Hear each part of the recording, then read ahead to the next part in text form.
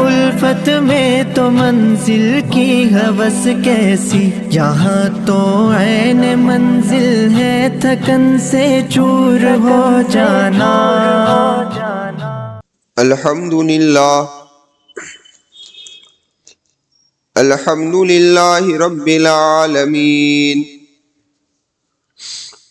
والصلاة والسلام علی سید المرسلین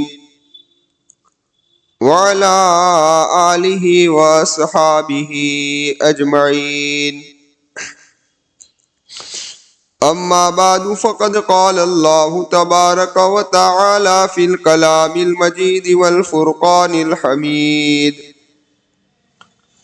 اعوذ باللہ من الشیطان الرجیم، بسم اللہ الرحمن الرحیم، یسألونک عن الساعة ایان مرساها قل انما علمها عند ربی لا یجلیها لوقتها الا هو، صدق اللہ العظیم۔ معزز سامعین کرام اور پردہ نشین خواتین، گزشتہ جمعہ کو ہماری بات یہاں تک پہنچی تھی کہ قیامت کی جو علامت متوسطہ ہے، اس کی سب سے بڑی علامت ہے فتنوں کا ظہور، یعنی فتنے ظاہر ہوں گے۔ اب سوال یہ ہے کہ فتنہ کہتے ہیں کسے، اس کا معنی کیا ہے، اور ایسے پرفتن زمانے میں آقائے مکی و مدنی محمد الرسول اللہ صلی اللہ علیہ وسلم کی تعلیم کیا ہے اور ہمیں کیا کرنا چاہیے۔ فتنہ یہ عربی کا لفظ ہے جس کا مطلب اور خلاصہ یہ ہے کہ جس طریقے سے سونے اور چاندی کو آگ میں ڈالا جاتا ہے تاکہ پتہ چل جائے کہ اس کے اندر خالص کیا ہے، چوکھو سوچ ہے، بس اسی طریقے سے اسی معنی کے استعمال میں، یعنی کہنے کا مقصد یہ ہے کہ آزمائش اور امتحان کو بھی فتنہ کہا جاتا ہے، کیونکہ امتحان کے اندر بھی یہی چیز ہوتی ہے کہ معلوم کیا جائے کہ کس لڑکے نے محنت کی ہے اور کس نے محنت نہیں کی ہے۔ تو آزمائش کے معنی میں بھی آتا ہے۔ اللہ تبارک و تعالی انسانوں پر حالات، مصائب، تکالیف ڈالتے ہیں، اور ان تکالیف کو ڈال کر اس کے اندرونی کیفیت کے اندر کیا فرق آتا ہے کہ وہ صبر کرتا ہے کہ واویلا کرتا ہے، فرما برداری والی زندگی گزارتا ہے کہ نافرمانی والی زندگی گزارتا ہے۔ تو یہ انسان کی آزمائش ہے۔ یہ بڑی بات ہے، آپ جان لے کہ یہ دنیا امتحان گاہ ہے، ہر آدمی میدان امتحان کے اندر کھڑا ہے۔ اس لیے میرے آقا و مولا محمد رسول اللہ صلی اللہ علیہ وسلم کی حدیث ہے، میرے آقا نے فرمایا ایک جگہ پر، حضرت کعب بن ایاز رضی اللہ تعالیٰ عنہ فرماتے ہیں کہ سمیعت رسول اللہ صلی اللہ علیہ وسلم یقول، کہ میں نے اللہ کے محبوب صلی اللہ علیہ وسلم سے یہ کہتے ہوئے سنا ہے، ان لکل فتنہ، ان لکل امت فتنہ وفتنۃ امتی المال، کہ ہر امت کی اللہ تبارک و تعالیٰ نے آزمائش کی ہے، اور میری امت کی آزمائش اللہ تبارک و تعالیٰ مال کے ذریعے سے کرے گا۔ کس کے ذریعے سے کریں گے؟ مال کے ذریعے سے کرے گا، کہ میں نے جو مال دیا ہے اسے اب زہے قسمت کہ وہ اس امتحان میں کامیاب ہو جائے تو اس کے نصیب کی بات ہے، اور اگر امتحان میں کامیاب نہیں ہوا تو اس کا انجام دنیا میں بھی بھگتے گا اور آخرت کے اندر بھی بھگتے گا۔ الغرض اولاد کیا ہے فتنہ ہے یعنی آزمائش کی چیز ہے. ہاں تو الگد آقا مکی و مدنی محمد رسول اللہ صلی اللہ علیہ وسلم نے فرمایا کہ میری امت کی آزمائش کس سے ہوگی بھائی؟ مال سے. اور ایک قول علماء نے یہ بھی نقل کیا ہے کہ جس طریقے سے اللہ تبارک و تعالیٰ نے اگلی امتوں کو کسی نہ کسی گناہ کی وجہ سے ہلاک کیا ہے، اور میری امت کسی گناہ میں مبتلا ہوگی مال کی وجہ سے، وہ مال کی وجہ سے گناہ میں مبتلا. اور آج دیکھیں آپ کیا بہت سارے کارڈ نکل رہے ہیں، آیوشمان کارڈ، وہ کارڈ، یہ کارڈ، یہ کارڈ، اور اس میں باقاعدہ لکھا ہوا ہوتا ہے کہ بھئی یہی لوگ اس کے مستحق ہیں، لیکن آج غیر مستحق بھی اس کو کیا کر رہے ہیں؟ لے رہے ہیں یا نہیں؟ اپنے بچوں کی اسکول فیس معاف کرانے کے لیے غلط سوگند نامے، حالانکہ جو شرائط لکھے ہیں ان شرائط میں یہ آتا نہیں ہے، لیکن پھر بھی یہ سب مال کی محبت. کیا ہے؟ مال کی محبت، کہ جس کے بنا پر انسان اپنے دین کو بیچ رہا ہے، اپنے ایمان کو بیچ رہا ہے. اللہ میری اور آپ کی حفاظت فرمائے. علماء نے لکھا ہے کہ فتنے 6 قسم کے ہیں. ایک تو ہے انسان کی ذات کا فتنہ، کہ انسان کے اندر خود اس کے اندر بگاڑ پیدا ہو جائے. کیسا بگاڑ پیدا ہو جائے؟ کہ عبادت کے اندر اس کو حلاوت نہ آئے، مناجات میں اس کو لذت نہ آئے، دعا مانگ رہا ہے لیکن دل نہیں لگ رہا ہے، عبادت کر رہا ہے لیکن مزہ نہیں رہا ہے. پتہ چلا کہ اس کا دل سخت ہو چکا ہے، جس کی بنا پر اس کو آج عبادت میں حلاوت نہیں آ رہی. تو یہ انسان کے اندر کا فتنہ ہے. اللہ میری بھی حفاظت فرمائے، آپ کی بھی حفاظت. دوسرا گھر کا فتنہ، گھر کے اندر آپس کے اندر اختلاف، شوہر اور بیوی کی نہیں بنتی، باپ بیٹے کی نہیں بنتی، ماں بیٹی کی نہیں بنتی، ساس بہو کی نہیں بنتی. یہ سب گھر کے فتنے ہیں. اسی طریقے سے گھر کے فتنے کے اندر ایک مرد اپنی اولاد کے لیے یا اپنے گھر والوں کے لیے وہ کام کر رہا ہے جو جائز نہیں ہے، حالانکہ کبیرہ گناہ نہیں ہے لیکن جائز نہیں ہے، لیکن وہ انجام دے رہا ہے. تو یہ سب کیا ہے بھائی؟ گھر کے فتنے. تیسرا وہ فتنہ جو سمندر کی طرح موجیں مارتا ہے. کس کی طرح؟ سمندر.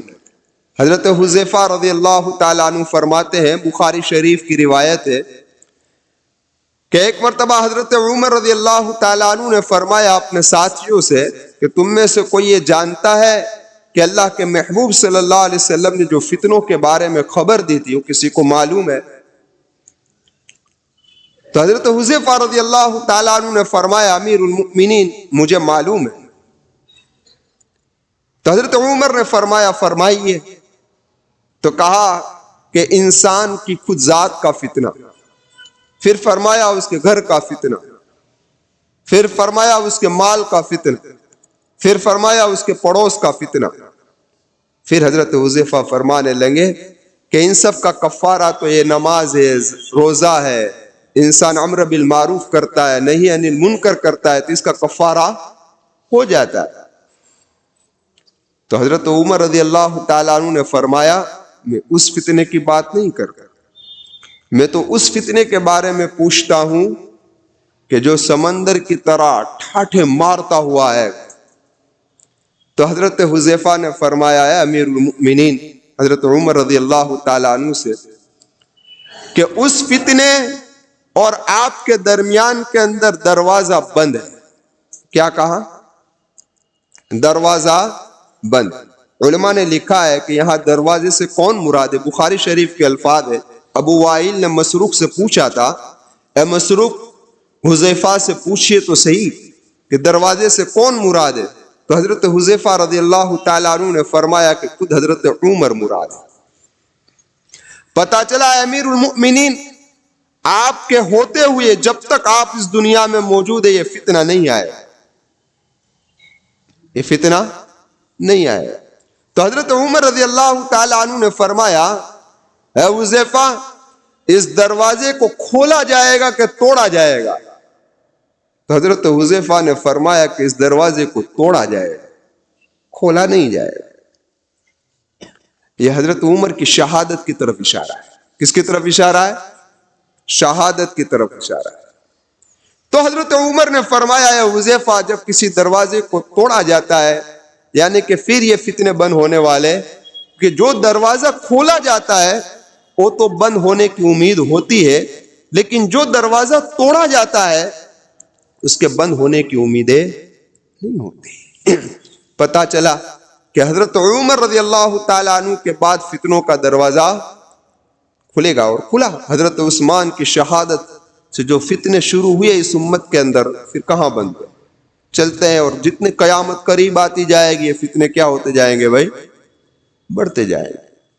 تو تیسرا فتنہ یہ ہے۔ چوتھا فتنہ ملی فتنہ۔ ملی فتنہ کس کو کہتے ہیں؟ کہ خاص صحابہ اس دنیا سے رخصت ہو جائے اور اولیاء کرام، اولیاء اور علماء دین کے اندر غلو کرنے لگ جائے، اور بادشاہ اور عوام دین میں سستی کرنے لگ جائے، دین میں سستی کرنے لگ جائے، اور اچھی باتوں کا حکم کرنا چھوڑ دے، بری باتوں سے روکنا چھوڑ دے، یعنی زمانہ جاہلیت ہو جائے۔ تو یہ ملی فتنہ ہے۔ عالمگیری فتنہ یہ پانچویں قسم کا فتنہ ہے۔ وہ فتنے سے کیا مراد ہے؟ کہ بددینی پھیل جائے۔ کیا پھیل جائے گی؟ بددینی پھیل جائے گی۔ اللہ تبارک و تعالی ہمیں ان سارے فتنوں سے حفاظت فرمائے۔ اور چھٹا فتنہ فضائی فتنہ، طوفان آئے گی، آندھی آئے گی، آگ نمودار ہوگی، اس طریقے سے وبائیں پھیلے گی۔ یہ سارے فتنے یہ اللہ تبارک و تعالی ان چیزوں کو اس لیے بھیجے گا کہ انسان گناہوں کو چھوڑ کر اعمال صالحہ والی زندگی پر آ جائے۔ تو کتنی قسم کے فتنے ہوئے بھائی؟ 6 قسم کے۔ اب ذرا ہم دیکھتے ہیں کہ قرآن و حدیث کے اندر کئی معنوں میں یہ لفظ آیا ہے۔ لفظ ہے کہ یہ فتنہ، لیکن کئی معنی میں آیا۔ کفر و شرک کے معنی میں بھی آیا ہے، ضلالت اور معصیت کے معنی میں بھی آیا ہے، آفات بلیات کے معنی میں بھی آیا ہے۔ یہ ایک ہی لفظ۔ اب ذرا دیکھیں آپ، اللہ تبارک و تعالی مجھے حق بات کہنے کی توفیق عطا فرمائے، اور ہم تمام کو آقا مکی و مدنی محمد رسول اللہ صلی اللہ علیہ وسلم نے جو ہمیں آگاہ کیا ہے کہ اس امت پر یہ فتنے آنے والے ہیں، اللہ ہماری حفاظت فرما لے۔ اب دیکھیے حضرت ابو ہریرہ رضی اللہ تعالیٰ عنہ فرماتے ہیں کہ آقا مکی و مدنی محمد رسول اللہ صلی اللہ علیہ وسلم نے فرمایا کہ بادروا بالاعمال، اعمال میں جلدی کرو۔ دیکھیے کفر و شرک کا کس قدر غلبہ ہوگا ایک زمانے کے اندر، اس پر بات کر رہا ہوں کہ میرے محبوب نے فرمایا بادروا بالاعمال، اعمال میں جلدی کر لو۔ کیوں اعمال میں جلدی کروں؟ فتنن کا قطع اللیل المظلم، ایسے فتنوں کے آنے سے پہلے کہ وہ جب فتنے آئیں گے نا تو تم اعمال کرنا چاہو گے تب بھی نہیں کر سکو گے۔ تم چاہو گے کہ میں یہ عمل کر لوں لیکن کر نہیں سکو گے، اور اس طریقے سے اگر عمل کرنے کی تمہیں توفیق بھی ہو جائے گی لیکن اس عمل کو کمال طریقے سے نہیں کر سکو گے۔ یہ تو ہوتا ہے، ہم سب کو تجربہ ہے۔ گھر پر کچھ حالات آ گئے، اعمال چھوٹ جاتے ہیں، جو تلاوت روزانہ ہوتی وہ ہوتی نہیں ہے، نماز کا اہتمام بھی ہوتا نہیں ہے، اور اگر نماز پڑھنے کی توفیق بھی ہو گئی تو اس نماز کا حال کیا ہوتا ہے وہ ہم خود جانتے ہیں نہیں۔ اس لیے میرے محبوب نے فرمایا بادروا بالاعمال فتنا کقطع اللیل المظلم، اس سے پہلے کر لو تو۔ اب اللہ کے محبوب صلی اللہ علیہ وسلم نے یہاں پر اس فتنے کو اندھیری رات سے تشبیہ دی۔ علماء نے ایک قول تو یہ نقل کیا ہے کہ جس طریقے سے اندھیری رات ایک ڈراؤنی ہوتی ہے کہ انسان کو اس کے اندر ڈر لگتا ہے، بھائی اسی طریقے سے ایسے حالات آئیں گے کہ جن سے انسان ڈر جائے گا۔ ایسے حوادثات، ہاں ایسے فتنے آئے.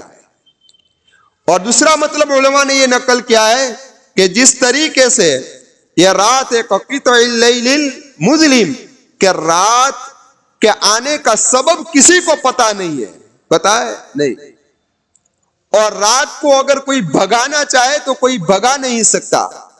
قرآن کریم میں نے ایک آیت اللہ کے محبوب اللہ تبارک و تعالی فرماتے ہیں کہ اگر میں رات کو قائم کر دوں تو دنیا کی کون سی ایسی طاقت ہے جو دین کو لے آئے، اور میں دین کو قائم کر دوں تو دنیا کی کون سی طاقت ہے جو رات کو لے آئے.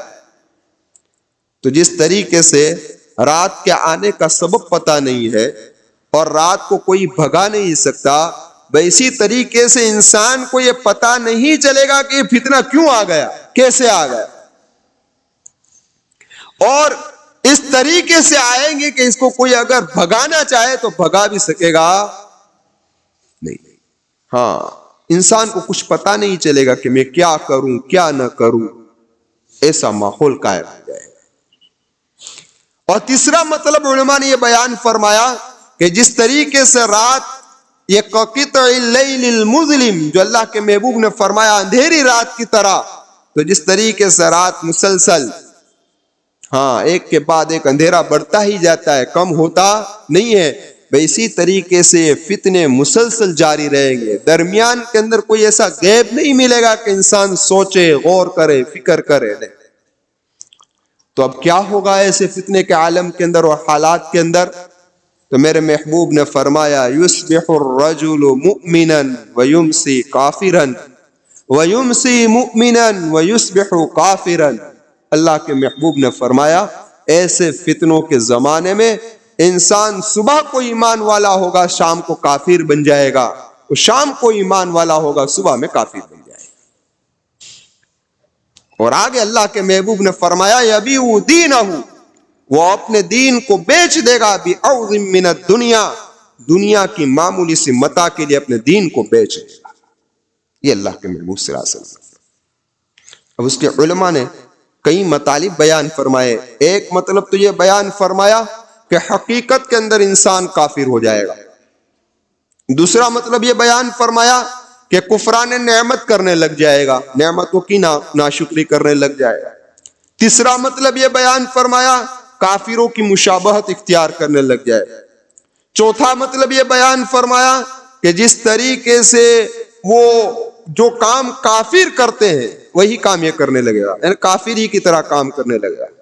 اور پانچواں مطلب علماء نے یہ بیان فرمایا کہ صبح میں آدمی اس چیز کو حلال جانے گا جس کو اللہ نے حلال کیا ہے، اور اس چیز کو حرام جانے گا جس کو اللہ نے حرام کیا ہے، لیکن شام ہوگی تو اللہ کی حلال کی ہوئی چیز کو حرام جاننے لگے گا، حرام کی ہوئی چیز کو حلال جاننے لگے گا. ہوتا یا نہیں ہوتا؟ ہاں یبیع دینہ بعوض من الدنیا، ہاں یہ معمولی دنیا کے متاع کے لیے اپنے دین کو کیا کر دے گا بھائی؟ یہ بیچ دے گا. اللہ میری بھی حفاظت فرمائے، اللہ ہم تمام کی حفاظت فرمائے.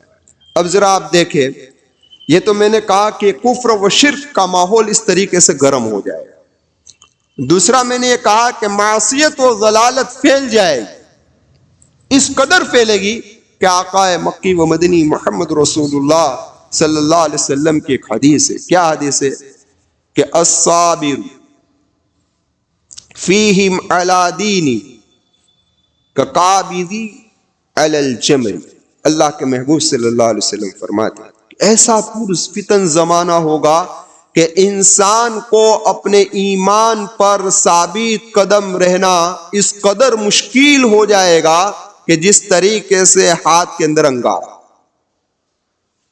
ہاتھ کے اندر انگار. ایک مطلب تو یہ ہے کہ کفر و شرک بہت پھیل جائے، ہاں نافرمانیاں عام ہو جائے، اور اہل ایمان پر ہر قسم کے حالات، مصیبتیں، تکلیف ستانا، یہاں تک کہ کمزور ایمان والا اپنے ایمان کو بیچ دے گا، اپنے ایمان کا سودا کر دے گا.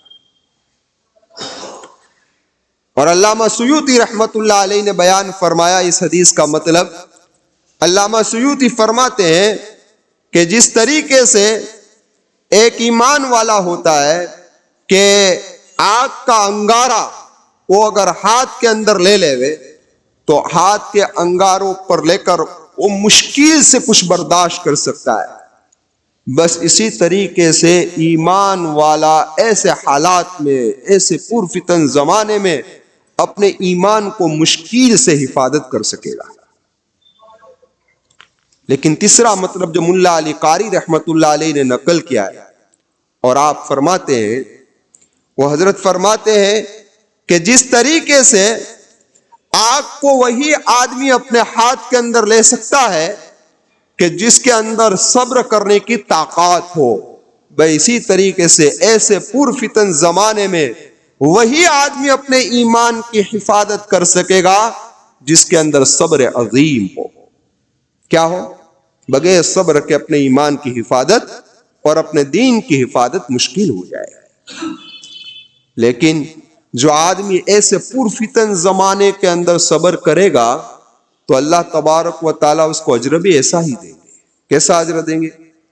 یہ روایت جو میں نے ابھی نقل کی وہ تو مسلم شریف کی ہے، ابھی تک بخاری شریف کی، مسلم شریف کی، ترمذی شریف کی روایت ہے۔ آگے کا جو ٹکڑا پیش کر رہا ہوں وہ اس روایت سے اس کا کوئی تعلق نہیں، دوسری روایت ہے۔ میرے کہنے کا مقصد یہ ہے، کیا فرمایا؟ فرمایا کہ ایسے پرفتن زمانے کے اندر جو آدمی اپنے جان، اپنے مال، اپنی آبرو، اپنی عزت سب کو لٹا کر اپنے دین کی حفاظت کرے گا اور اپنے ایمان کی حفاظت کرے گا، اللہ کے محبوب نے فرمایا تمہارے 50 آدمیوں کا اجر اللہ تبارک و تعالیٰ اسے عطا فرمائے گا۔ تو حضرت انس رضی اللہ، ایک اور روایت ہے، حضرت انس رضی اللہ تعالی عنہ نے فرمایا تھا، اے اللہ کے محبوب صلی اللہ علیہ وسلم، یہ 50 کا اجر جو انہیں ملے گا، کون 50؟ ہم میں سے؟ تو کہا تمہارے 50 میں سے ان کو اجر ملے گا۔ پتا چلا ایسے پور فتن ماحول میں جو آدمی صبر کر کر اپنے ایمان کی حفاظت فرما لے گا، 50 صحابہ کرام کے عمل کے برابر اللہ اس کو اجر عطا فرمائے گا۔ یہ اجر ملے گا۔ اندازہ تو لگاؤ، ایک صحابی کا مقابلہ کوئی نہیں کر سکتا، 50 صحابہ کا اجر ملے گا۔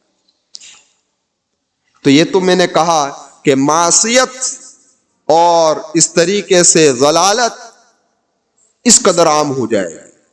اور تیسرا فرمایا کہ قرآن و حدیث میں یہ معنی آفات اور بلیات کے لیے بھی آئے، تو ایسا پرفتن زمانہ آئے گا کہ ایک آدمی اس فتنے کے زمانوں میں ایسے حالات، ایسی تکلیف، ایسی مصیبتیں برداشت کر کر کر جب کسی قبر کے قریب سے گزرے گا، کہاں سے گزرے گا؟ جب کسی قبر کے قریب سے گزرے گا تو یہ کہے گا یا لیتنی کنت صاحب ھذا القبر، کاش کہ اس قبر والے کی جگہ پر میں ہوتا، اس قبر والے کی جگہ پر میں ہوتا۔ تو الغرض کہنے کا مقصد و خلاصہ یہ ہے، آقا مکی و مدنی محمد رسول اللہ صلی اللہ علیہ وسلم نے فرمایا کہ ایسا پرفتن زمان آئے گا۔ اب یہ فتنے کے اسباب کیا ہے اور ایسے پرفتن زمانے میں ہمیں کیا کرنا چاہیے، نبی کریم صلی اللہ علیہ وسلم نے ہمیں کیا تعلیم دی ہے، اس کے متعلق انشاءاللہ میں آئندہ جمعہ کچھ بات عرض کروں گا۔ آمین وآخر دعوانا الحمدللہ رب العالمین۔